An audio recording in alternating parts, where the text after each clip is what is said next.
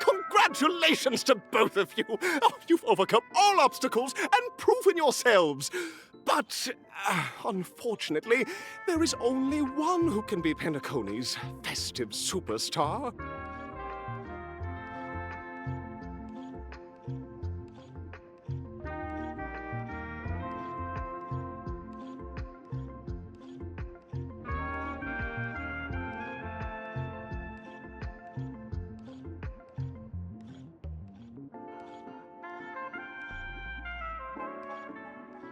In the final stage, you will face the defending champion. If you fail, you will lose the opportunity to become the festive superstar. Welcome to the 33rd Scorched Sand Festival's third stage in the 20th season, sponsored by Soul Glad Enterprises, Superstar Showdown.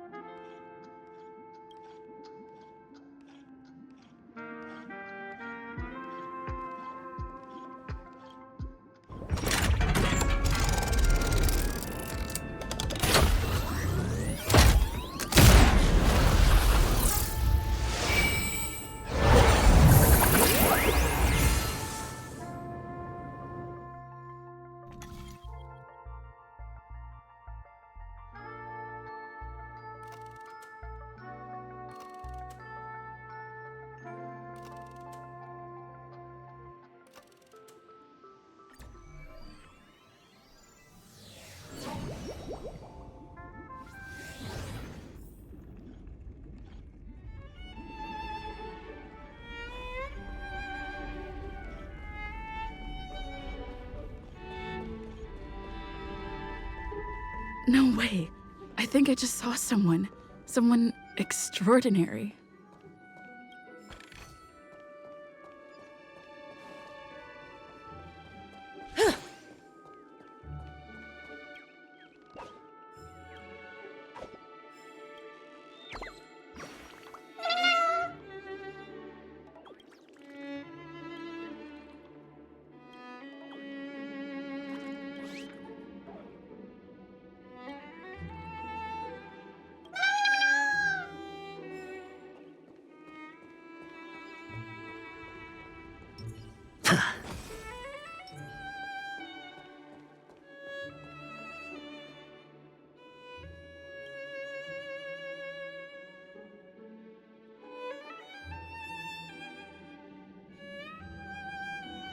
Are you a Knight of Beauty?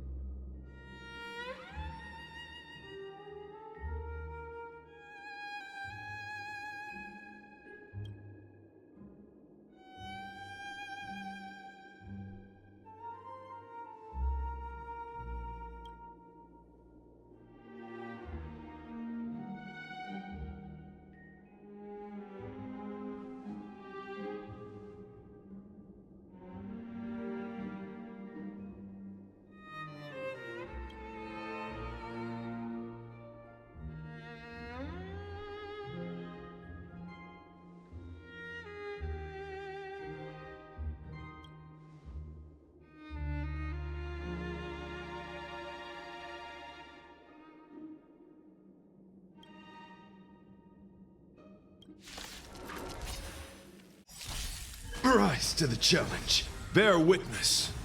To honor. Memories are beneath the waters lies an endless abyss. Ill fate descends. Good times, time to say bye. Boom.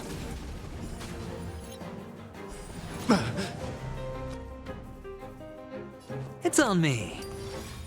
The dice have bust. Or maybe I'll take it all.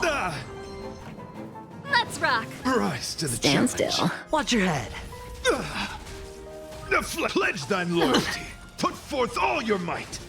Didn't All hurt. in. Ready to lose yourself? You can fight it or rock with it. Rise to the challenge. What do you want to know?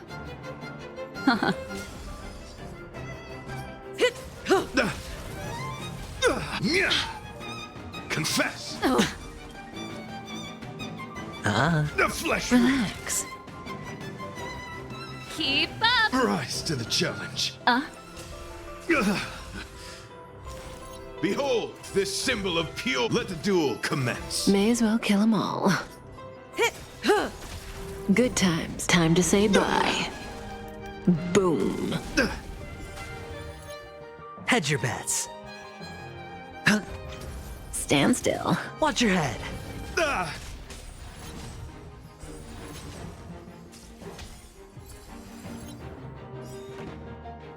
Memories are beneath the waters lies an endless Rise abyss. to the challenge. Turn it up. Pledge thine loyalty. Ready to lose yourself? You can fight it or rock with it. Put forth all your might. All in. The flesh wound. The dice have been bust. Or maybe I'll take it all. The flesh wound. Watch your head. Rise to the challenge. Put forth all your might. All in. The flesh wound. Sure, I'll play along. Relax. What do you want Good to know? times, time to say bye. Boom. Rise to the challenge. Ill tidings manifest. This song's for you. Keep up.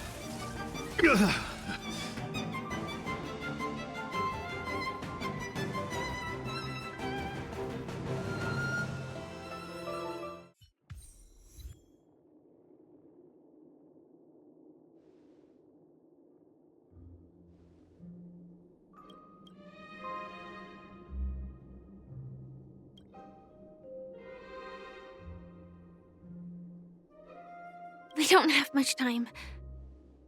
May fate allow us to meet again, Knight of Beauty. In that case, let's make our way to the end.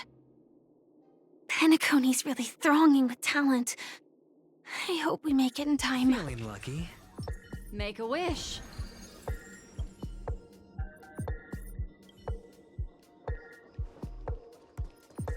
Yeah.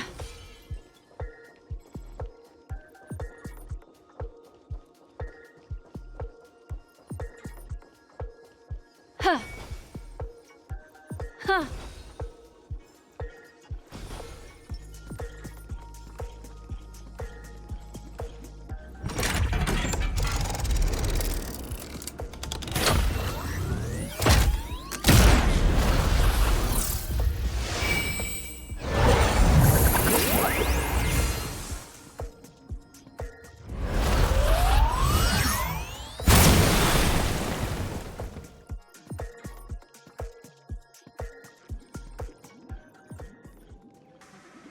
Congratulations to the Galactic Baseballer and Firefly on becoming this Scorched Sand Festival's champions! We look forward to their amazing entrance in the Charmony Festival! Let's give a round of applause to our aspiring young guests!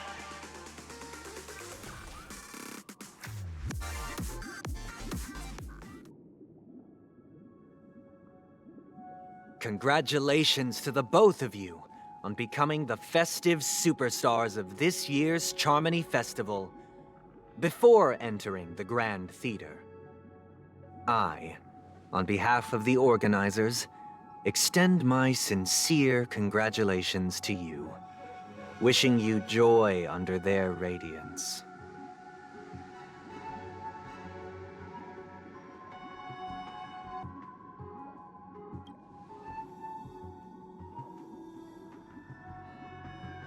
As previously promised, my sister, Mr. Yang, and I have met with the Dream Master.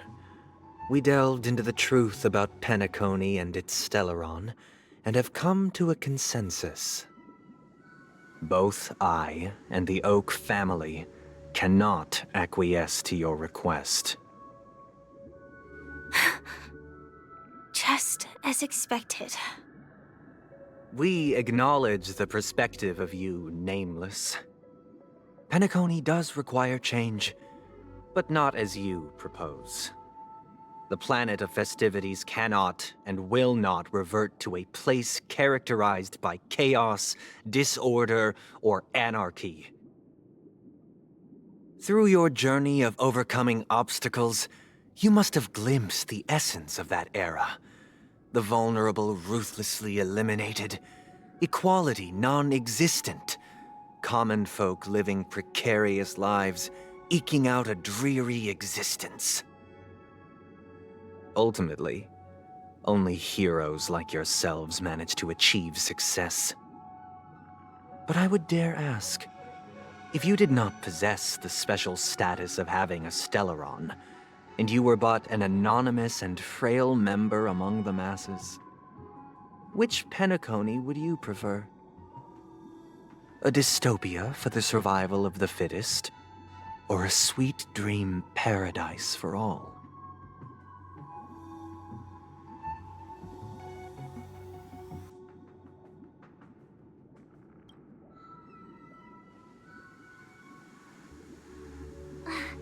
That's not the point! Don't let him mislead you!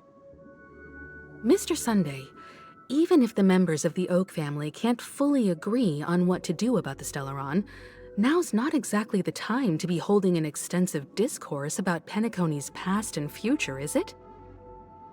The Stellaron issue concerns the life and death of everyone on Penacony. If anyone has a better suggestion, the crew is more than willing to listen. Also, it'd be best to tell us the ins and outs of that meeting.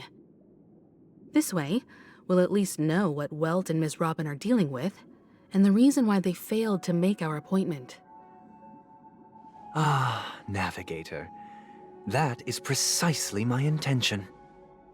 With all present, let's begin by discussing the details of that meeting. Let's talk about our tribulations and choices, our ideals and beliefs, and our final course of action.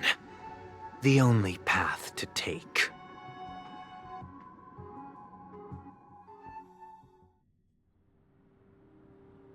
You mean to say that for the longest time, there have been scoundrels who would use the Charmony Festival that I have bequeathed to the masses as a tool to realize their ambition? Indeed, Dream Master. Once the Charmony Festival begins, the Stellaron's powers, along with the song, will be broadcast across the entire planet of Penacony. And then everyone in their dreams will be unable to awaken. This is indeed surprising to me. The dreamscape is maintained by the collective effort of the 5 families. If someone were to use the Charmony Festival to recklessly disseminate the power of the Stellaron, this individual must hold a position of great authority. Do you have any suspects? I'd like to ask, did you really not know of the Stellaron's existence? I would have never thought that this Nameless would point the spear at me. Quite astonishing indeed. If I have offended, the Astral Express extends its sincere apologies. But the current circumstances are dire and leave no room for meticulous inquiry. We're doing this out of concern for the Dreamscape's safety. So, if you could, please alleviate our concerns. Dream Master, it's just to prove that the Charmony Festival has nothing to do with the Stellaron. if we're being overly cautious, I will return to the stage to offer tribute in song, just per the arrangement.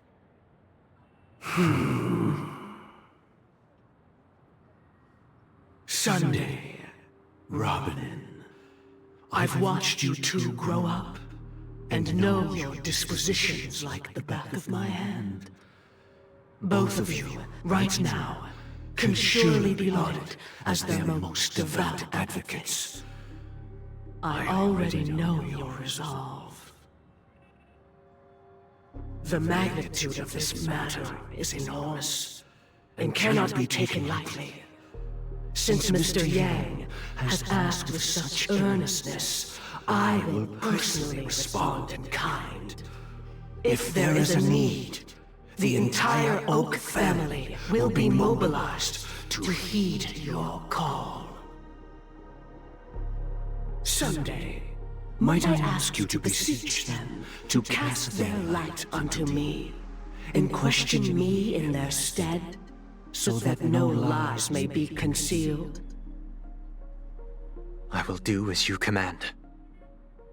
Robin, could I entrust you to be present as a witness, to document the truth, and to proclaim my innocence, so that all slander may be utterly dispelled? I will do as you command. May thy will be carried out on earth, just as it is in the heavens. Oh, triple-faced soul, please sear his tongue and palms with a hot iron, so that he will not be able to fabricate lies and make false vows. Let us begin. There is nothing else to prepare. Understood. Question. Have you devoted your life to your god, never worshipping other gods? Naturally. Do you love your god as you do yourself, always heeding their admonishments? Naturally. Have you strayed from the path expected by your god, betraying their name? Never.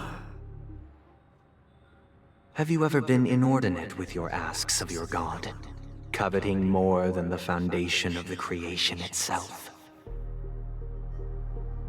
Never. Then, a final question. Do you swear to fulfill all vows, past, present, and future? With the Eon as my witness, if I do not deliver on my words, or if I renege on my vows, may I be cursed in accordance with divine law. They have seen your faith, and have endorsed your faith. With this, it can be evidenced... Just a moment. What is it, Mr. Yang? I have another question I hope to have answered. To my understanding, the family's harmony and prosperity have never relied on so-called divine laws. The god you both mentioned, are they truly Shipe? Mr. Yang should know that those belonging to the family toil together as if they were kin, embracing solidarity and unity under their light. All duplicity is laid bare before the harmony. Such a delicate and complex symphony. Which other god could perfectly harmonize this, if not for the Great One, Shipe? Perfectly harmonize. Therein lies the problem. It isn't an outsider lurking in the shadows who changed the harmony, but a dissonance that has surreptitiously emerged from within this very symphony itself. In the distant past, there existed an eon. With one flick of the wrist, they crafted the laws of the cosmos. Their followers formed the Beyond the Sky Choir, spreading solemn and reverent hymns throughout the universe. Later, they fell. The route traversed by this eon clashed with the harmony, ultimately being absorbed and fused into it. The chorus that once reverberated across worlds fell silent, and when it echoed anew, it was transformed into the hymn of harmony. Though an eon may perish, paths with no masters still linger. In the all-forgiving harmony, echoes of bygone dissonance may subtly arise. Mr. Yang. Being overly astute can be a detriment, especially when you find yourself alone and without allies. So this is how it is. For the sake of our grand cause, Sunday, please afford these two an opportunity to rest. What?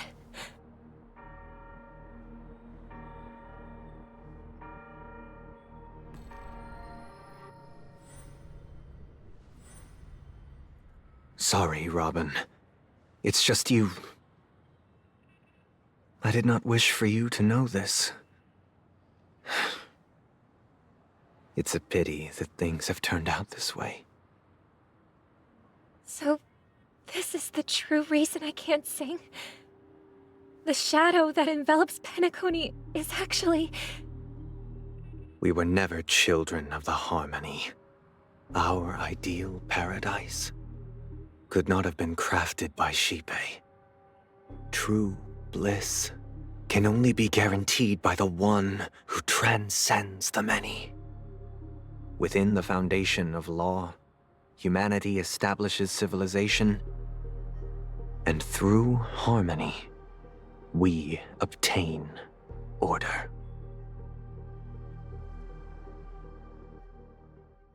Unbelievable. To think that there would be remnants of the Order on Penacony. What have you done with Mr. Yang and Miss Robin? Don't worry. I just gave them some time alone to ponder their fates. You should know that these actions make you an enemy of the Astral Express. Should we need to stand against the Nameless, it would only be myself and the Oak family involved. But we haven't reached that point yet, have we? Your efforts for the justice of Penacony are evident to everyone, and have been widely observed.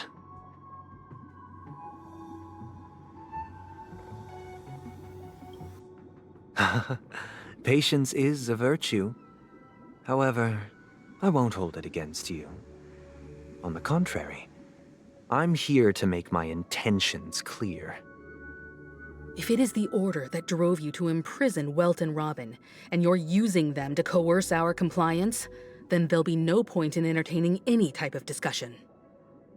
You're mistaken, Miss Himiko. They are in very safe hands, and just as the family has always proclaimed, no one can be harmed in the dreamscape, least of all in the beautiful new world belonging to the Order. Penacony and the entire universe have witnessed far too much innocent bloodshed.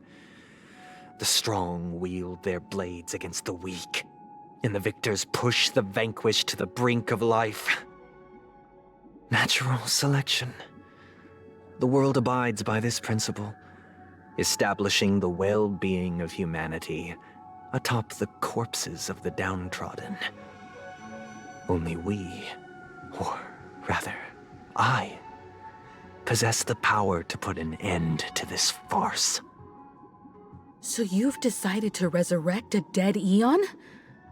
No one's ever done such a thing. If Miss Himiko is interested, let's draw back the veil and speak candidly. I've always firmly believed that people can understand one another through peaceful means. I'm willing to divulge the unembellished truth as to the intentions of the Order's Pathstriders, so that you will make better judgment for the Astral Express, for Penacony, and for this stretch of the universe. Words can hardly do justice to the beauty of that ideal. So, come with me, everyone. Let us retrace our steps and see once again where this road leads. Huh? Where'd he go? Welcome. This isn't any location in Penacony's dreamscape. It's my inner world. The reason the scenery before you remains unchanged is because your consciousness has drawn on similar concepts to fill in the gaps.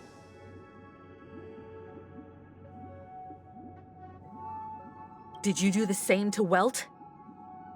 It's a tuning process. Stronger in effect and more draining on the mind. The gray-haired guest has experienced it before, so she should understand what it entails. Tuning allows you to intuitively grasp my feelings, which also means that I cannot hide anything from you. Now, everyone, please look at the huge screen. The road we once took begins here. From this point on, you will witness the numerous decisions I've faced. I've selected a portion of these to share with you. I believe after going through similar predicaments, you'll be able to better understand my thoughts. Let's begin. The first decision. A story about a baby bird. This story happened when Robin and I were very young. We were victims of the Stellaron disaster, and the family's Mr. Gopher Wood, who would later become the Dream Master of Penacony, saw that we siblings had no one to turn to and took us in. Later on, Robin and I lived a time with nary a care in the world. One day, after dinner, while my younger sister and I were lounging about in Mr. Gopher Wood's yard, we spotted a fledgling Charmony dove all on its own. That baby bird was tiny. It didn't even have all of its feathers, and it couldn't sing. When we found it, it was already on its last breath, having fallen into a shrub, probably abandoned by its parents. We decided to build a nest for it right there and then. However, thinking back, that winter was unusually cold, with fierce winds at night in the yard, not to mention the many poisonous bugs and wild beasts in the vicinity. It was clear that if we left the fledgling in the yard, it stood no chance of surviving until spring. So, I suggested we take it inside, place it on the shelf by the window, and asked the adults to fashion a cage for it. We decided that when it regained its strength enough to spread its wings, we would release it back into the wild. The tragic part, something that we'd never considered, was that this bird's fate had already been determined long before this moment. Its destiny was determined by our momentary whim. Now, I pass the power of choice to you all. Faced with this situation, what choice would you make? Stick to the original plan, and build a nest with soft net where the Charmony dove fell. Or build a cage for it, and feed it, giving it the utmost care from within the warmth of a home. I eagerly await your answer.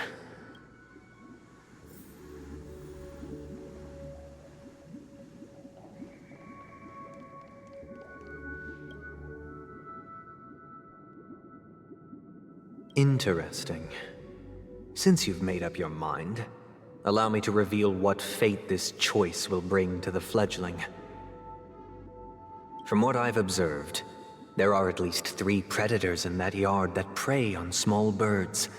The Vossicle scorpion, Asdana wolverine, and the Huntington winged snake. Even if they shy away from humans, these animals are still near apex predators in a fenced location like a yard. In such a location, only one fate awaits that little Charmony dove. A painful death. As for the choice you made, I am deeply sorry. Now, let us advance to the second decision. This time, it's the story of a dream chaser. This story happened when I was appointed as Bronze Melodia, a position exclusive to the Oak family, charged with listening to the problems and vexations of Dreamscape residents, and providing them with the relevant guidance. It was during that period that I had the opportunity to hear voices from all corners of the Dreamscape. Joy, sorrow, arrogance, regret. The complex tapestry of human nature that formed the world. And I was fortunate to catch a glimpse of it. He was a dream chaser, and an illegal stowaway. Just like the rest of them, he came to Penacony in search of a better life, except that, to most people, the price he paid, I suppose you could say it was everything. He told me, I sold everything I could at home. The house, the land, even his 2 children. He said he could not afford to raise them, and that at least they could eat if they lived as slaves. He had a plan in place. He would buy back his children once he had made his fortune, and enjoy Penacony's beautiful dream with them. Alas, his plan to smuggle himself was somewhat clumsy, and he was sniffed out by those pig-headed hounds. After hearing the Dream Chaser's story, I immediately appealed to the Bloodhound family to cease their pursuit. That way, at least he could live peacefully. But I was still too naive to the ways of the world. I did not anticipate that what I thought was a kind gesture would later lead to dire consequences. I'll tell you the outcome soon. For now, I'd like you all to make a choice. Will you do as I did, and try to convince the Bloodhound family to stop their pursuit, so that the Dream Chaser may live peacefully and realize his wishes? Or will you remain silent, leaving him to languish while the hounds are hot on his heels, until his inevitable judgment arrives? I look forward to everyone's decisions. Who knows? Perhaps they might even alter the outcome of this tragedy.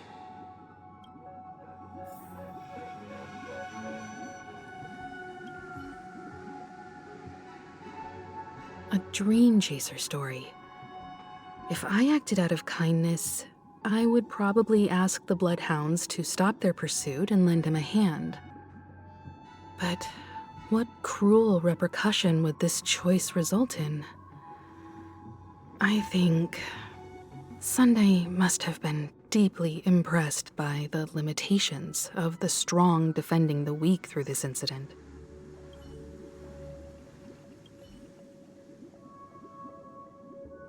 This question...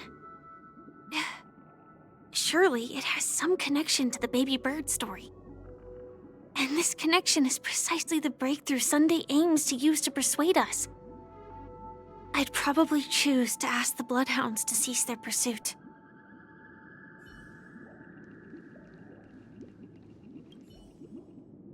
It seems illegal stowaways are really quite common on Penacony. But that guy in the story, I don't think he deserves any sympathy at all.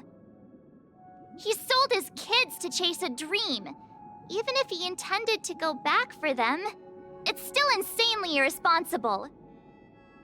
With that thought, there's only one choice. Let the Bloodhound send him back home. This person deserves to be punished.